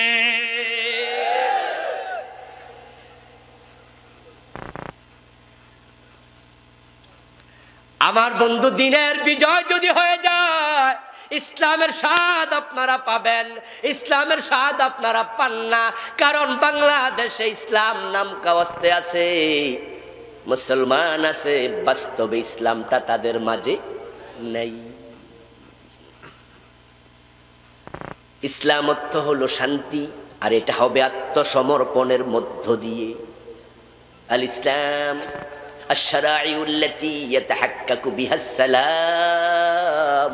ইসলাম কোনো মন্ত্রের নাম নয়, ইসলাম হলো কিছু আইনের নাম, যেগুলো সমাজে বাস্তবায়িত হওয়ার সাথে সাথে শান্তি কায়েম হবে। রাসূলুল্লাহ দিনের বিজয় যখন করে চলে গেলেন, উনার ইন্তেকালের মাত্র কয়েক বছর পর, মাত্র কয়েক বছর, আল্লাহর হাবিবের ইন্তেকালের পর আবু বকর সিদ্দিক রাদিয়াল্লাহু তাআলা আনহু খেলাফতে ছিলেন মাত্র 2 বছর 3 মাস। ফোলাপান নাই, এত বড় আলেমরা খেদমত করলে কেমন হইব? মাহফিল কমিটির ইয়াং ফোলাপান কই, বেশ লাগায় লাগায় দূরে খাড়ায় রইছে। নাম দিছে স্বেচ্ছাসেবক। স্বেচ্ছা অর্থ কি? স্বেচ্ছা। সেবক মানে কি? যে খেদমত করে, এটা ডাইক্কা পাওয়া জানা, নাম দিছে স্বেচ্ছাসেবক। আমার বন্ধু, আল্লাহর হাবিবের ইন্তেকালের পরে মাত্র 2 বছর 3 মাস আবু বকর সিদ্দিক রাদিয়াল্লাহু তাআলা আনহু ক্ষমতায় ছিলেন। তারপরে আসলে কে? কথা বলেন, তারপরে কে আসছে? ওমর। ওমরের জমানায় অর্ধ দুনিয়া ইসলাম এসে গেল। আমাদের বাংলাদেশ এত ছোট, মাত্র 56,000 বর্গ মাইল। হযরত ওমরের রাষ্ট্রটা ছিল 50 লক্ষ বর্গ মাইল। বাংলাদেশের মতো প্রায় 100টা বাংলাদেশের সমান। কিন্তু শান্তি কি জিনিস দেখেন? আসলে ইসলাম এত মজার ধর্ম, এত সুন্দর ধর্ম। কথা ছিল আমাদের চরিত্র দেখে, কর্ম দেখে কাফেররা দলে দলে মুসলমান হবে, কিন্তু এমন অবস্থা হয়েছে এখন মুসলমানের কাম দেখে শয়তান পর্যন্ত আশ্চর্য হয়, কত করস কেমনে।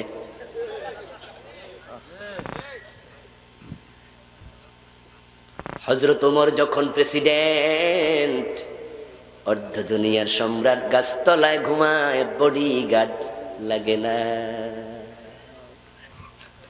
অথচ তার কয়েকদিন আগে আপনারা গেলেই দেখবেন জাহিলিয়াতের যুগ, কথায় কথায় মারামারি, হানাহানি, জঞ্জনানি, অস্ত্রের। পান খাইতে খাইতে কল্লা কাটালা। মেয়ে জন্ম নিয়েছে, বাবা জীবন্ত মাটি চাপা দিয়ে দেয়, গলার স্বর্ণ কানের স্বর্ণ কেড়ে নেয়, মাকে ধর্ষিতা করে, বোনকে ইজ্জত হরণ করে, তার বুকের সন্তানটাকে কেড়ে নিয়ে বাজারে দাস বানাইয়া বিক্রি করে দেয়। বাবা ছেলে মেয়ে এক জায়গায় মদ পান করে, বাবার সামনে মেয়ে ধর্ষিতা হয়, বিচার পাওয়া দূরের কথা, চাওয়ার জায়গা নাই। ছোট্ট জিনিস নিয়ে যুদ্ধ হয় বছরের পর বছর। মরার পরে তলোয়ার বাড়ির সামনে খুঁটিতে লাগাইয়া কবিতা লেখে ঝুলাইয়া দেয়, আমার দাদার তলোয়ার দেখো, তার হাতে খুন হয়েছে 350। পাবলিক কয় বেডার বেডা, এত মানুষ মারছে, বীর পুরুষ। 3টা ডাব্লিউ তাদের কবিতার উপজীব্য, জীবনের সাথে একবারে ওতপ্রোতভাবে জড়িত। Wine, women and war. আমার বাড়িতে 1 মাসে কত গ্যালন মদ খায় তুমি কি জানো? এই হলো কবিতার উপজীব্য। আমার বউ কত সুন্দর, আমার প্রেমিকার দেহের অঙ্গ কত সুন্দর, শোনো। এই হলো ওনায়েজাকে নিয়ে ইমরুল কায়েসের কবিতা। তারা বলে দারুণ হইছে, কাবার গিলাপ বানায়া ঝুলাইয়া দে। ওনায়েজার দেহের কোন অঙ্গ কত সুন্দর, ইমরুল কায়েস লিখেছে। আর ওই দেশের মানুষ কয় কাবার গিলাপের সাথে ঝুলাইয়া দে, সাবা মুআল্লাকা। যেই দেশের মানুষের কাছে সন্তান নিরাপদ নয়, ইজ্জত নিরাপদ নয়, মেয়ে নিরাপদ নয়, জীবন নিরাপদ নয়। কয়েকদিন পর ইসলাম যখন বিজয় হয়ে গেল, অর্ধ দুনিয়ার সম্রাট গাছতলায় ঘুমায়া থাকে, কোনো চিন্তা নাই, বডিগার্ডের দরকারও নাই। মদিনা থেকে জেরুজালেম চলে গেছেন হযরত ওমর একা একা, ওট টানার জন্য একজন খাদেম মাত্র, সাথে একজন বডিগার্ডও নাই।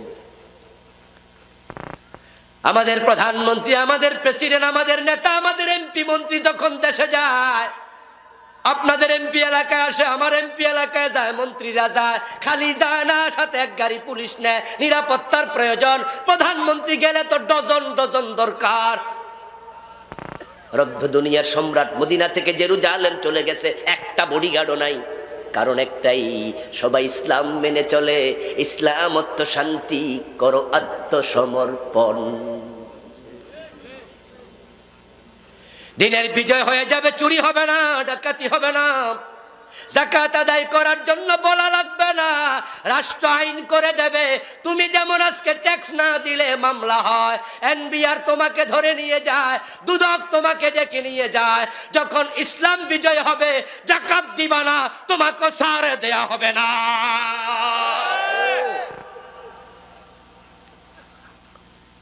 গরিব থাকবে না। বাংলাদেশে একজন অর্থনীতির গবেষক ৫-৭ বছর আগে একটি গবেষণা প্রবন্ধ তিনি করছেন। ওই গবেষণা প্রবন্ধে উপস্থাপন করেছেন, এই দেশে যদি ধনীরা যাকাত দেয় তাহলে যাকাত ১ বছরে ৩০,০০০ কোটি টাকার বেশি উঠবে। এইভাবে যদি সুষম বন্টন, আল্লাহ যে খাত দিয়েছে সেই খাতে যাকাত দেয়া শুরু করে, উনি হিসাব করে দেখালেন বাংলাদেশের দারিদ্রতা বিমোচিত হতে ১০ বছরের বেশি লাগবে না। এই যে আমাদের দেশে 5 বছর পর পর পার্লামেন্ট নির্বাচন হয়, ওই নির্বাচনে আমাদের প্রার্থীরা খরচ করে ১ কোটি, ২ কোটি, ৩ কোটি, ৫ কোটি, ঠিক না? যদিও নির্বাচনী আইন ভিন্ন জিনিস আর বাস্তবতা আরেক জিনিস। এই যে ২ কোটি, ৩ কোটি, ৫ কোটি খরচ করে, এই টাকাটা আপনি দেখবেন ল্যাংরা কানা পর্যন্ত পায়, কিছু না পাক একটা বিড়ি হইলেও পায়। শুধু ভোটাররা পায় না, ল্যাংটা ফোলা পানেও পায়, ঠিক কিনা? ওই যে মিছিল মার্কা জিন্দাবাদ, কত বিস্কুট খা। মাত্র ৩ কোটি, ৫ কোটি, ১০ কোটি খরচ করলে ল্যাংটা পোলাপান পায়, কানা ল্যাংরা পর্যন্ত পায়। আর বুড়া যারা আছে, কাম কাজ নাই, এরা তো নির্বাচন আইলে খুশি, চা ফিরি খায়, সারাক্ষণ অফিসে বইয়া থাকে, কাম কাজ তো নাই, খাও চা খাইতে থাকো। এই লোভে লোভে নির্বাচনের পরের দিনও যায়, দেখে যায় এখন আর চা নাই, সব ঠান্ডা পানি। অথচ যাকাতের টাকা ধনী লোক খাওয়া জায়েজ না হারাম? নির্ধারিত খাত।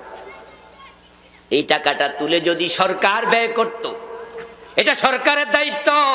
যাকাত ব্যক্তিগতভাবে দেয়ার ইবাদত ছিল না। এই জন্য যাকাতের খাত যেখানে আছে 8টা খাত, তার মাঝে একটা আছে ওয়াল আমিলিনা আলাইহা, যারা যাকাত বিভাগের কর্মচারী তারা বেতন হিসাবে নিতে পারবে। الذين إن مكناهم في الأرض أقاموا الصلاة وآتوا الزكاة, রাষ্ট্রের দায়িত্ব যাকাত আদায় করবে। তুখাযু মিন আগনিয়াইহিম ফাতুরাদ্দু ইলা ফুকারাইহিম, ধনীদের থেকে রাষ্ট্র নেবে, গরিবদের মাঝে রাষ্ট্র ব্যয় করবে। ব্যয় করতে করতে অবস্থা এমন হবে, আপনাদের কচুয়া থানাতে লিস্ট করা হবে যাকাত খাইতে পারে মোট কতজন, বের হয়ে যাবে ৫,০০০ পরিবার। এখান থেকে যাকাতের সেলাই মেশিন কিনে দাও, গরু গাই গরু কিনে দাও, বুঝলেন নাই? একটা ঠেলা গাড়ি কিনে দাও। এই মিয়া, আপনি কি যুবক মানুষ, গরিব, ওকে দ্যাটস ওকে, একটা ঠেলা গাড়ি কিনে দিলাম, আপনি আর যাকাত আগামী বছর কিন্তু পাইবেন না। ঠেলা গাড়ি চালান, দেখবেন যে ঠেলা গাড়িটা দিয়ে সে কয়দিন পরে নিজেই স্বাবলম্বী হবে, 2-4 বছর পরে নিজেই যাকাত দেয়া শুরু করবে। এটা গাই গরু কিনে দেন, মহিলা মানুষ সেলাই করবে, সেলাই মেশিন কিনে দেন। রাষ্ট্র তাকে এভাবে দিতে থাকবে, দিতে দিতে কচুয়াতে 10 বছর 15 বছর পরে যাকাত খাওয়ার লোক আর নাই। আলেম ওলামার একটু মেহেরবানি করে বলুন তো, যাকাত খাওয়ার লোক যখন থাকবে না, ধনীদের যাকাত কি বন্ধ হবে না? তখনও দিতে হবে, দিতে হবে। সুবহানাল্লাহ, ইসলাম কত সুন্দর। যাকাত খাওয়ার লোক নাই, কিন্তু যাকাত দেয়া বন্ধ হবে না। যাকাত খাওয়ার লোক যখন থাকবে না, যাকাত দাতা বেড়ে যাবে। যারা আগে খাইতো তারা এখন দেয়। এখন সরকার যাকাতটা নিয়ে কি করবে? যাকাত তো সরকার নেবে, সরকার নিয়ে নিজে খাইবো, জায়েজ আছে? হারাম, ধনীরা খাইতে পারবে না। এখন যাকাতের আলাদা ব্যাংক হবে, ওই ব্যাংকের মাঝে যাকাত তাম বাংলাদেশ থেকে জমা হতে থাকবে, জাকাতের অ্যাকাউন্টে জমা হবে দেশের রেমিটেন্সের চেয়েও 1000 গুণ বেশি। কারণ দেশের রেমিটেন্স যখন আসে, টাকা যখন অ্যাকাউন্টে জমা হয়, বিদ্যুতে খরচ করে, রাস্তায় খরচ করে, বদ্দা ব্রিজ বানায় খরচ করে, কিন্তু জাকাতের টাকা দিয়ে কি বিদ্যুৎ দিতে পারবো? আল্লাহ কয় জীবনী না, পারবা না। ইসলাম মানার কারণে দিন বিজয় হয়েছে, জাকাত চালু হয়েছে, অভাব চলে গেছে। জাকাত বিভাগের কর্মচারী জাকাতের টাকা কান্দে নিয়ে ঘুরেছে, জাকাত খাওয়ার লোক পায় নাই। এবার ভারতের হিন্দুরা তাদের মাঝে যারা চিন্তাশীল আছে তারা বলা শুরু করে দেবে, এই যদি ইসলাম ধর্ম হয় আমরা মুসলমান হয়ে গেলাম। ইসলাম তরবারি দিয়ে আসে নাই, তবে ইসলাম কায়েমে তরবারি ব্যবহার হয়েছে প্রয়োজনে। রাসূলুল্লাহ বলেন, আমি দিন বিজয়ের জন্য এসেছি। এখন বাংলাদেশে 90% মুসলমান, দিন কেন বিজয় হয় না? এর কারণ হলো আমরা আলেমরা দিন বিজয়ের ব্যাপারে একমত হতে পারি নাই। দিনের খেদমতের কিন্তু অভাব নাই, ওয়াজ নসিহতের অভাব নাই। আমার বন্ধু ফুটবল খেলার জন্য খেলোয়াড় নামে এক এক দলে কয়জন? 11 জন। ফুটবল 11 জন পাইছে, পাওয়ার পরে রেফারি হুইসেল দিছে, খেলা শুরু। এখন 11 জন খেলোয়াড় ফুটবল পাইলে যে যেদিকে মন চায় সেদিকে মারে, কেউ মারে এদিকে, কেউ মারে ওইদিকে, কেউ মারে ওদিকে। গোল হইব কোন দিন?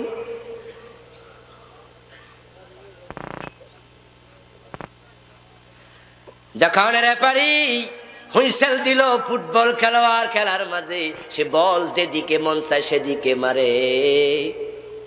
প্রত্যেক খেলার কোচ আছে, আছে না? 11 জনের একজন নেতা আছে, হেরি কি কয়? কোচ বলে। কোচ কোচ খেলার মাঠের বাইরে। এখানে দলনেতা আছে, সে খেলে, সে ক্যাপ্টেন, এটা ভিন্ন জিনিস। কিন্তু টোটাল 11 জনের নেতা কইছি, ক্যাপ্টেন কইলে তো 10 জনের নেতা হইতো, কারণ ক্যাপ্টেন তো আর হে নিজে নেতা, তাহলে হে তো আর 11 জনের নেতা হয় না। প্রশ্ন কি বুঝেন? 11 জনের নেতা মানে সবাই লিডার হইল কোচ। কোচ কি খেলতেছে না মাঠের বাইরে? দেখবেন কোচ কিন্তু দৌড়াদৌড়ি করে, এদিকে একবার দৌড় মারে, ওইদিকে একবার দৌড় মারে। সে যদি দেখে যে হের প্লেয়ার বল পাইছে, গোলবার হলো ওই মাথায়, হে বল মারে ওই মাথায়। খেলার ফাঁকে বলবে কানে কানে, এদিকে ফাইজলামি করস কেন, টাকা খাইছত নাকি? ম্যাচ লুকায়া লুকায়া আস্তে কইরা বিপরীত দলের হাতে হাত মিলাই, ডারে কি কয়? ট্রিক্সিং। মাশাআল্লাহ, বোঝে দেখি সব। যাই হোক, সচেতন থাকা লাগবে। খেলা জরুরি নয়, সংবাদপত্র আমরা এগুলো পড়ি। Example is the better then advice. কখনো কখনো উপদেশের চেয়ে দৃষ্টান্ত শ্রেয় হয়। এই জন্য আল্লাহর কোরআনে গাধার উপ উদাহরণও আছে না নাই? মশা মাছির উদাহরণও আছে। কোচ বলবে, এই বেটা বল পাইছিলি, আমি দেখছি তুই ঠিকই গোলে মারতে পারতি, মারলি না কেন? সতর্ক করে দিলাম। দ্বিতীয়বার আবার দেখছে পাইছিলাম, তৃতীয়বার আস্তে করে রেফারির বলবে, আমার কথা আছে। কি আছে? এই প্লেয়ার আউট, আর একটা নামাই। আল্লাহকে আমি দিন বিজয়ের জন্য পাঠাইছি, তুমি তোমার খানকা নিয়ে ব্যস্ত, তুমি তোমার মাহফিল নিয়ে ব্যস্ত, তুমি তোমার পিরালি নিয়ে ব্যস্ত। দিন বিজয়ের কথা বলো না। বুঝা গেল দুনিয়ার জালেমদের টাকা খেয়ে ফেলছ, গোপনে তাদের সাথে হাত মিলাইছো। আমি আল্লাহ তোমার লাল কার্ড দেখাবো, অপেক্ষা করো। 11 জন খেলোয়াড়, বল একটা। 11 জনের লক্ষ্য 11টা হয় না, লক্ষ্য হয় একটা। সবাই গোলবার মোতাবেক মারতে থাকে। 2 মিনিট 3 মিনিট পরেও গোল শুরু হয়। একটা ম্যাচে 10টা 12টা গোল হয়ে যায়। 11 জন 11 দিকে মারলে 90 মিনিট নয়, 3 ঘন্টাও গোল হবে না। আজকে বাংলাদেশে যে দিনের বিজয় হলো না, এই জন্য জেনারেল মানুষ দায়ী নয়, হিন্দু বৌদ্ধ খ্রিস্টান তো মোটেও নয়, কারণ তারা সবাই মিলে 10%, আমরা হইলাম 90। এরা দোষ দেওয়ার কোনো সুযোগ নেই।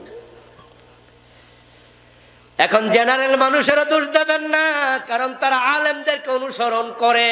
আলেমরা যখন দিন বিজয়ের ব্যাপারে একমত হয় নাই, তারাও দিন বিজয়ের ব্যাপারে আমাদের কাছে আসে না।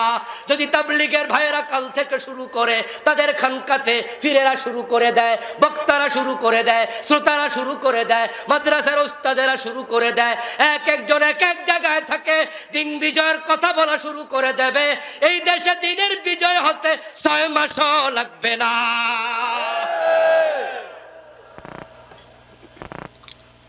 সাধারণ মানুষগুলো লাব্বাইক বলে শামিল হবে, জিন্দাবাদ বলে দৌড় মারবে। আর ইসলামের বিজয় যখন হবে, আমি আপনাদেরকে কল্পনার বিলাস শোনাচ্ছি না, বাস্তবতা হলো দিন বিজয়ের পরে দরজা খুলে ঘুমাবেন, চুরির সম্ভাবনা থাকবে না। ইসলাম একটি জীবন্ত ধর্মের নাম। আমাদের দেশে চুরি এত বেশি কেন? কারণ হলো ইসলামের আইন হলো চোর ধরে হাত কাটো, আমরা দিয়েছি চোর ধরে জেলে দাও। অথচ চোর জেলে গেলে চোরগুলো উল্টা ডাকাত হয়ে বের হয়। সৎসঙ্গে স্বর্গবাস, অসৎসঙ্গে সর্বনাশ। ওই জেলখানাগুলোকে কারেকশন সেন্টার বানানো উচিত। নিউ ইয়র্কে আমার এক আত্মীয়ের সাথে আমি যাচ্ছিলাম, উনি ড্রাইভ করতেছিল, আমি তার পাশে বসা। এই গত বছরের আগের বছর যেতে যেতে শহর পার হয়ে দেখলাম সুন্দর একটা বিল্ডিং, চারপাশে কাঁটা তারের বেড়া, এরকম গোল করে করে কাঁটা তার দিয়েছে। আমি আমার আত্মীয়কে বললাম, ভাইজান এত সুন্দর বিল্ডিং, চারপাশে কাঁটা তার। উনি বললেন এটা কারেকশন সেন্টার। আমি বললাম মানে কি? উনি বলল বাংলাদেশে যেটার নাম জেলখানা, ইংরেজিতে বলে প্রিজন, কিন্তু আমেরিকার লোকেরা প্রিজন বলে না, তারা এর নাম দিয়েছে কারেকশন সেন্টার। কারণ যারা অন্যায় করে জেলে আসছে তাদেরকে এমন ভাবে মোটিভেশন করে, বের হওয়ার সময় অন্যায়কারী থাকে না। আমি বললাম বলেন কি? তখন উনি বলছে, আমি তার নিজে উদাহরণ, আমি একবার ড্রাইভ করতে যাইয়া রং করে ফেলেছি, জোরে চালাইছি, স্পিড লিমিট ক্রস করেছি, পিছন দিয়া পুলিশের গাড়ি হাজির। আমার থামাইয়া বলতেছে, স্যার আপনি তো স্পিড লিমিট ক্রস করছেন, এটা বলে একটা মামলা দিয়া ছোট্ট একটা কাগজ হাতে ধরাইয়া দিল। এখন ওই কাগজ হাতে নিয়ে কয়েকদিন পরে আমি হাজির মামলা ভাঙানোর জন্য। ওখানে যাওয়ার পরে হাকিম আমারে বলতেছে, আপনি যে মামলা খাইছেন, এই মামলার সলিউশন হলো দুটা। একটা হলো আমরা আপনাকে 15 দিন জেল দেব, আপনি জেল খাটবেন, তারপরে বেরিয়ে যাবেন। এরপরে আপনি এই যে অন্যায় করছেন, না জানি কিছু জরিমানার কথা বললাম, একটু কনফিউজ। বললো অন্যায়টা যে করছেন এটা কিন্তু তালিকার মাঝে আমরা রেখে দেব। আপনি অন্যায়ের শাস্তি পাইছেন, বের হয়ে গেছেন, কিন্তু তালিকায় নামটা থাকবে। আবার অন্যায় করবেন, আবার যোগ হবে, আবার অন্যায় করবেন, আবার যোগ হবে, আমরা বুঝবো আপনি একজন ক্রিমিনাল পারসন। এ হলো একটা অপশন। আরেকটা হলো আপনি ড্রাইভিং ভালো না জেনে ড্রাইভিং করতেছেন, বিদায় ভুল হচ্ছে, তাই আপনাকে আমরা একদিন সকাল থেকে সন্ধ্যা পর্যন্ত ট্রেনিং দেব, কেমনে কেমনে গাড়ি চালানো লাগে শিখাবো। তারপরে আপনার টিএ ডিএ পয়সা দেব, আপনাকে 2 বেলা খাওয়াবো, অন্যায় যে করছেন নামটাও মুছা দেবো। এখন আপনি কোনটা নেবেন নেন। আমার আত্মীয় বলতেছে, আমি কইলাম যে আরে জেল খাটার জরিমানা দেয়া পরে নামটা আগে মোছা দরকার। আমি বললাম যে ঠিক আছে স্যার, আমি একদিন পুরা দিন আসবো, সারাদিন থাকবো। কোন দিন আসবেন বলেন, ওটা আপনার উপর ছেড়ে দিলাম। আমাদের ট্রেনিং প্রতি মাসে সব সময় চলতে থাকে। আমি গেলাম, সকাল থেকে সন্ধ্যা পর্যন্ত শিখলাম, জানলাম, পয়সা পাইলাম, খাইলাম, নাম মুছা বাইর হইলাম। আমাদের কুমিল্লা জেলখানায় যদি 500 কয়েদি থাকে, সকাল বেলায় 10 জন আলেম ঢুকায়া দাও, বিকাল বেলা 10 জন আলেম ঢুকায়া দাও, সেখানে কয়েদিদেরকে ঘোষণা করে দাও, কোরআন পড়তে যারা জানো না, তেলাওয়াত কোরআন বিশুদ্ধ যদি জানো, তাহলে তোমার যে মামলা আছে, তোমার জেল হয়েছে 10 বছর, 5 বছর কমে যাবে। 5 ওয়াক্ত নামাজ পড়বা, 1 বছর কমে যাবে। তাহাজ্জুদ পড়া শুরু করে দিবা, 2 বছর কমে যাবে। 1 পারা কোরআন মুখস্থ করবা, অর্ধেক জেল কমে যাবে। তুমি ভালো হয়ে গেলে জেলে রাখা হবে না, বের হয়ে যাইবা। এই সিস্টেম চালু করলে এক একটা কয়েদি আল্লাহর ওলি হইয়া তারা জেল থেকে বের হতো।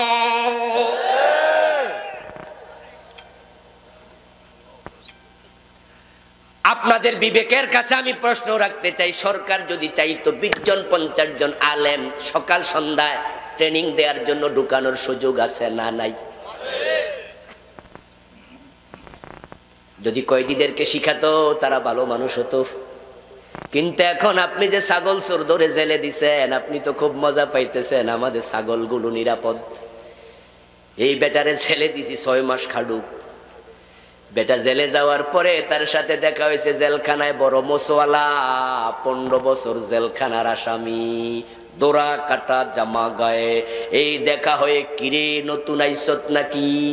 কই জি বস, গতকাল ঢুকছি। কি অপরাধ? কইতাম না। এই কইতি না মানি? কই কেমনে? কই ছাগল চুরি করছি। তোদের মতো সিসকে চোরের কারণে জেলখানার বদনামি, জেলে আইবি ভালো কিছু করে আইবি। ছাগল চোর বস, তাইলে আমনে কি করছেন? কই গাড়ি ডাকাতি, ব্যাংক ডাকাতি করতে যাইয়া ধরা খেয়ে গেছি রে, না হয় এক রাতে কোটিপতি। কপালটা খারাপ। ছাগল চোর মনে মনে কয় কি রে, আমি তো 40 বছর ছাগল চুরি কইরা 1 কোটি টাকা। স্যার আমার তো জেল মাত্র 6 মাস, আমি তো বাড়ি যামু, আমার একটু শিখাইয়া দেন। সৎসঙ্গে স্বর্গবাস, অসৎসঙ্গে সর্বনাশ। বরং ট্রেনিং নে, সেখানে বসে কিভাবে খারাপ হওয়া যায়। আর ছাগল চোর মনে মনে কয়, জেলে আরো কয়দিন আগে আইলাম না কেরে। 6 মাস পরে যখন বের হয়, মনে মনে কয় ছাগল মাগ না দিলেও আর। এখন বেড়া বের হয়েছে, আপনারা তো তারে দেখে কোন আর জীবনে ছাগল চুরি করবানি। হে কয় মাগনা দিয়া দেখো আর নিমু না। আপনি মনে মনে কন তওবা কইরা আল্লাহর ওলি হইয়া গেছে। বন্ধু মঈনুদ্দিন ফখরুদ্দিন কত বড় বড় সুর ধরে জেলে ঢুকাইছে। জেলে এখন কেউ নাই, বেরিয়ে গেছে, আবার নেতা হয়ে গেছে। ফখরুদ্দিন মঈনুদ্দিন আমেরিকায় পালায় গেছে। ওই গুলশান বনানীতে বাড়ি, দ্বারা ধানমন্ডিতে 6 তলা বাড়ির মালিক। বাড়ির সামনে দাঁড়ায় আর চোর বলার সাহস আপনার নাই। বলে দেখেন, দারোয়ান ঠেঙ্গায়া ধরবে, মানহানির মামলা দিয়া জেলে ঢুকাবে। আদালত বলবে এত বড় নেতার চোর বললা, প্রমাণ কি? চোখের পানি ছেড়ে দিয়ে কাঁদবা, প্রমাণ তোমার কাছে নাই। প্রমাণওয়ালা ফখরুদ্দিন তো ফলাইছে, প্রমাণ পাইবা কই? জেল খাটো 3 মাস, মানহানির মামলা, চোর কইলা কেন? কিন্তু আল্লাহর আইনে যদি হাতটা কেটে দিত, প্রমাণ খোঁজা লাগতো না, সে নিজে প্রমাণ নিয়ে চিরদিন ঘোরা লাগতো।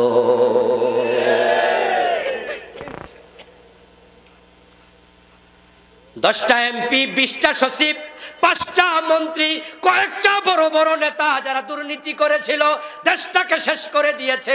হাত যদি কেটে দিত, তাদের কাটা হাত দেখা ভবিষ্যৎ নেতারা চুরি করত না।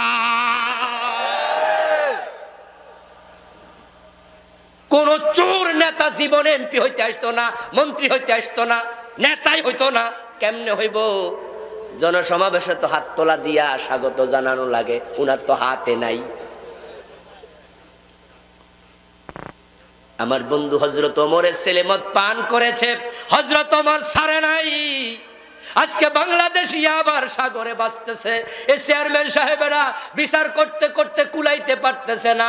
মদ নিয়া গাঁজা নিয়া এমন পাগল, জামাই বউ ধন্দ, বউয়ের গলার চেইন পর্যন্ত বিক্রি ফেলে যৌতুকের টাকার জন্য পিটাইয়া তারপরে গাঁজা খায়। এমন গাঁজা খোর আছে না নাই? চুরি করতে করতে করতে করতে ঘরটাকে পুতুর বানাইয়া যখন আর চুরি করার জিনিস ঘরে পায় না, তখন ম্যান হোলের ঢাকনা চুরি করে বেচালা। ঢাকা গেলে দেখবেন অনেক ম্যান হোলের ঢাকনা নাই। কেডা নিচ্ছে এগুলা? হিরোইন সিরা নিচ্ছে।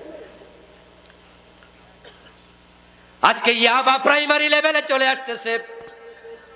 ওই যে ক্লাস 9-এ পড়ুয়া, ও লেভেলে পড়ুয়া ঐশী, নামটা মনে আছে না নাই? ওই ঐশী বাবা মা দুইজনকে হত্যা করে দেশের আমাদের মানুষদের চোখে আঙ্গুল দিয়ে দেখাইয়া দিছে। এখন মদ গাঁজা হেরোইন ইয়াবা ইউনিভার্সিটিতে নাই, ওখানে আর থেমে নাই, কলেজে আর থেমে নাই, হাই স্কুলে এসে গেছে। যদি তোমরা দিন কায়েম না করো, কোরআনের বিজয়ের কাজ না করো, প্রাইমারি লেভেল ইয়াবা চলে যেতে পারে।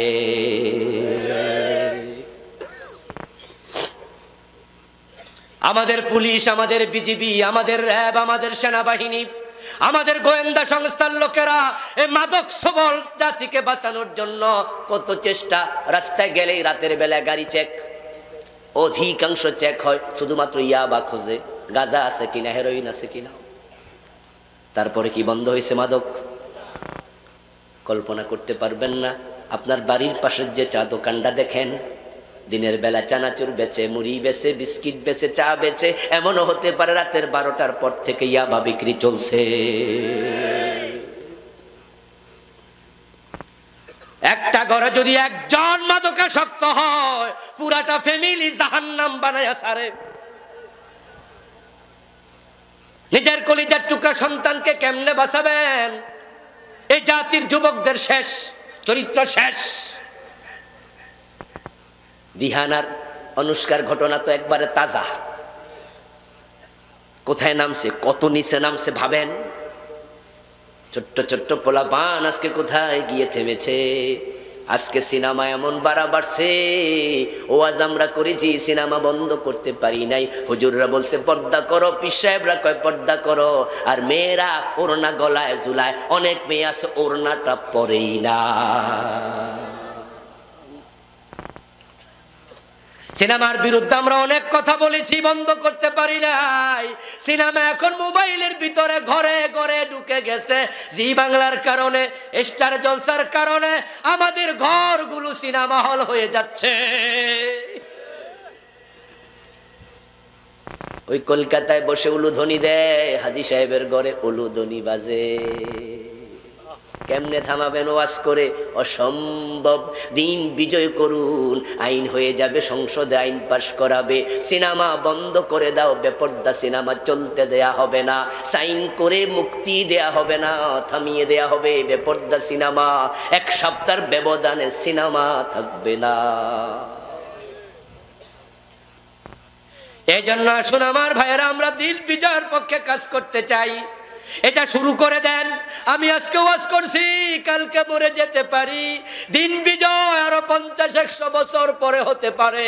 আপনারা কেউ হয়তো দেখবেন না, তাও হতে পারে। তবে ইমাম মাহদী যখন আসবে, দিনের বিজয় তখন কেউ ঠেকাতে পারবে না। আমরা আজকে দিন বিজয়ের প্রাসাদের ফাউন্ডেশনের কাজ শুরু করতে চাই।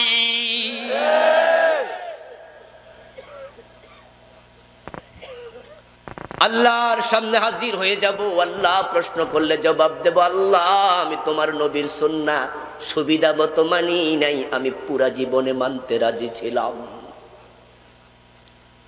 দিন বিজয়ের কথা বললে বিপদ হবে, মুসিবত হবে, এজন্য চুপ করে থাকবেন, এটা কিন্তু চলবে না। নবী মুহাম্মদ দাঁত দিতে পারলে আপনাকে প্রয়োজনে জীবন দিতে হবে। আল্লাহ পাক রব্বুল আলামিন আমাদের সকলকে তার দিন বিজয়ের জন্য কাজ করার তৌফিক দিন। নবী মুহাম্মাদের জীবনের লক্ষ্যের সাথে আমাদের জীবনের লক্ষ্য মিলানোর সুযোগ দিন। সবাই বলুন আমিন। হাদা মা ইনদি ওয়াল ইলমু ইনদাল্লাহ আলাইহি তাওয়াক্কালতু ওয়া ইলাইহি উনীব। সম্মানীয় ভাইয়েরা, আমরা একসাথে দোয়া করে বিদায় নিতে চাই। উঠবেন না, পরিবেশটা নষ্ট করবেন না। স্টেজে আমার লেখা নতুন একটি বই এসেছে।